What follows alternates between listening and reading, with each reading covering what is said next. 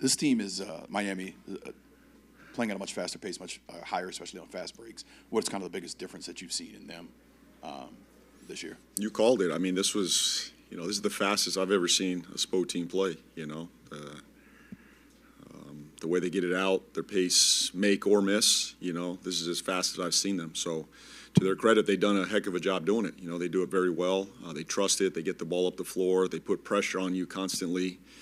It's kind of the philosophy I've shared, over the years offensively. Just keep as much pressure on the defense for as long as possible, and they're doing that. They do it with the drive, the pace, the ball movement. So they've done a heck of a job. I know you've been trying to fix some things defensively. What's at the top of your list? Transition defense, right? It's that's where it starts for us, number one. And so the things we've struggled at, we're going to get tested at all three levels tonight. So it starts in transition. Can we get back, set our defense, stay in front of the ball, get the ball under control, get the paint under control, not give them that, number one. Secondly, drives, like just literally staying in front of the ball. One-on-one, pride, defense. Can you catch a drive? Can you stay in front of the ball? Obviously, you're going to get beat some tonight. It's just part of basketball. Every team that the Heat or any team that plays in the NBA, you're going to get beat sometimes. So you need that secondary help, the swarm, the paint mentality as well to go make a play at the rim. And then the third level, they have two of the best rebounding bigs in the game. So rebounding the basketball. Those three levels. Transition at I gave you three, but transition defense being the number one. So, Coach, you just touched on there with defense, but with you having some younger guys getting heavy minutes on here, how do you deal with that paradox of having to, having higher expectations against a team that's... Well, you have to have a standard, but these are young guys. They just have to go through it. This is the first time they're going through it. The pace of the college game, the high school game, this is a different level, different physicality, different pace, different personnel, guys that you could, probably close short to in the past.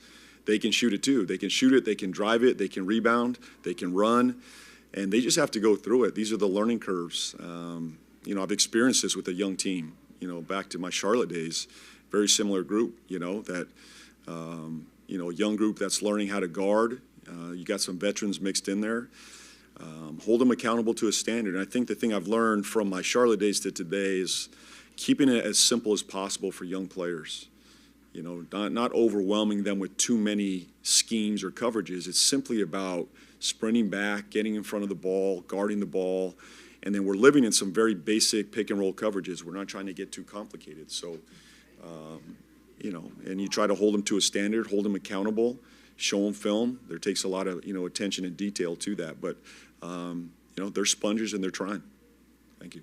Coach, two quick ones for you. First, Bryce McGowan, how would you describe his game to someone like myself that's not as familiar with how he plays?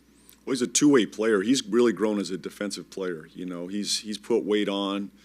His upper body's gotten much stronger. So, but he's really come in as an offensive player. That was what he was known for. He was a scorer coming out of college. He could get downhill, get to the rim. The number one thing I would say is he's just a downhill attacker. He can get to the rim. The Heat probably like him. Is my guess. So he's one of those guys that can get downhill, get to the paint at will, draw two. He's working on kicking the ball. We need him to become a better playmaker, but he can do that. So his ability to get downhill, his shot has gotten better. I think a lot of his identity has been driven through his offensive game. But he's really become more of a two-way player for us, especially when you look at our roster. He's one of those guys that has stood out for me as someone that can guard a drive, stay in front of the ball. We put him on some of the better players. With Herb Jones, being out, he's had to guard, some of the better players that we go against. So, and I love his curiosity. He's a great kid. He's a sponge. He's only getting better. Second question is looking at your roster, looking at DeAndre Jordan. I'm curious, what kind of role was he playing? Is he playing that Udonis has him later in his career role where he's showing people how to be pros? Or I just talked to him. I think we should add doctor to his name, Dr. Jordan. He's a psychologist, psychiatrist, mentor, friend, coach, player. He still wants to play. I think Haslam's a great comp for him. And those guys are hard to find in the NBA. Someone that can embrace this role, still be ready to go if their number's called, still able to play. In our conditioning games, He's the first one on the court. You know, he's the first one in the gym at pregame shoot-arounds. You know, he's the first one. He's still doing his habit work every single day. So I can't thank him enough for what he's done for me and this group so far to this point. You know, he's got his arms around the rookies. You'll see that tonight. You know, I try to space the rookies near him on the bench. So he's probably doing more coaching than I am, more therapy and psychology than I am. But I'm very thankful for him. Coach, with the last few games, has the messaging maybe changed a little bit from when you first took over the job to now, as you guys are kind of on a skid, just to keep the ship even keel and just to manage expectations and make people still maybe like the performances you expect? I think it's always got to stay the same. If you're trying to build something, you know, if you're really trying to build something, stay consistent to the process. And I've tried to do that from day one to now. Not really over, you know, results. It eats at all of us. That's how we're being judged, and you know. But for me, as the leader of this group, I've got to stay steady. When everybody else is talking, the noise around us, I've got to hold the ship and stay tight. And you do that in the form of the process. Like, what are we trying to accomplish today? Just hold a standard. This is what we're trying to get done today. The results, I believe, will take care of themselves as we go.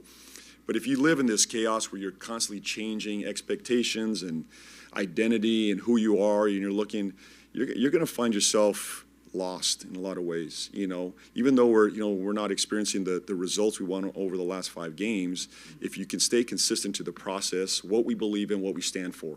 And I'm trying to keep that as simple as possible with these guys. You know, how we get better defensively, what's that identity, offensively stay true to who we are, trust each other, and get back the next day, win or lose tonight, tomorrow morning, be the same coach, same leader, same process, same identity going into tomorrow.